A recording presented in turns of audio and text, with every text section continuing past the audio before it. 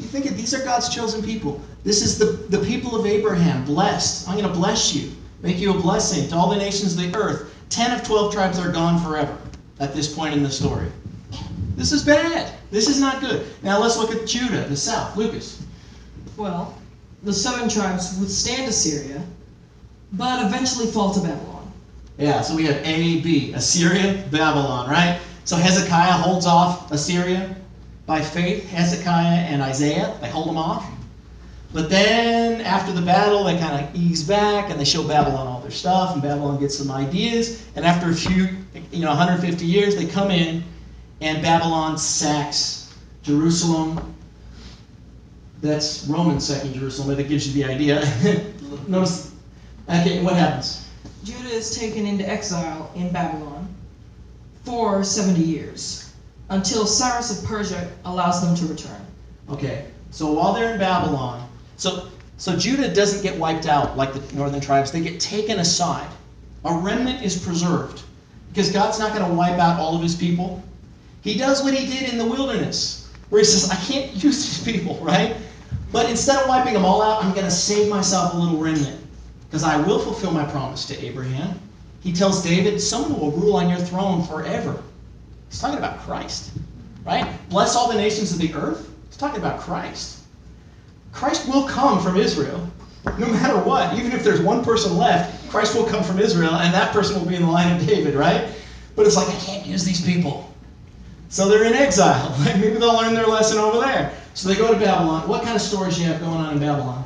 Well, all the stories of Daniel, and Shadrach, Meshach, and Abednego in the fiery furnace, and the story of Queen Esther, which takes place after Persia conquers Babylon. Okay, so you have Babylon. These stories in Daniel take place in Babylon. Then Persia comes in and takes over. And one of the Persians is named Cyrus the Great. Go ahead. And again. This is the Cyrus cylinder. This is also in the British Museum. And go to the next slide. What does the Cyrus cylinder say? I'm Cyrus, king of the world, great king, legitimate king. Goes through this whole thing, how awesome he is. He restores peace to the region, released captives and returned prisoners to their homelands, tolerated local religions and cult practices. So you have somebody in there who's like, you want to be Jews? Be Jews. It's cool. But we're still your overlords. But they're not forcing them like the Babylonians did. Remember, Daniel and these people had to stand up for their faith. That's why you have these stories in the lion's den and the fiery furnace. But Cyrus was, it's cool.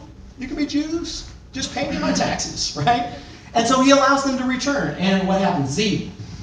Zerubbabel takes the first of 3 groups back to their homeland. Okay, so you have Zerubbabel. How do you remember Zerubbabel? Because he came back to Zerubbabel. Correct. Jerusalem is in rubble, right? And you come back and it's like, what are we going to do in this place? So Zerubbabel, he's a priest. He builds the altar again. And they start doing sacrifices. Then he lays the foundation for the temple. He starts building on that. And then Ezra comes back and he says, this is the law, and the reason why what happened is because we stopped doing this. We got to get back to the law. And then Hezekiah comes in and he's like, we got to build Jerusalem's walls back up. Why? Because they're being harassed. And who's harassing them?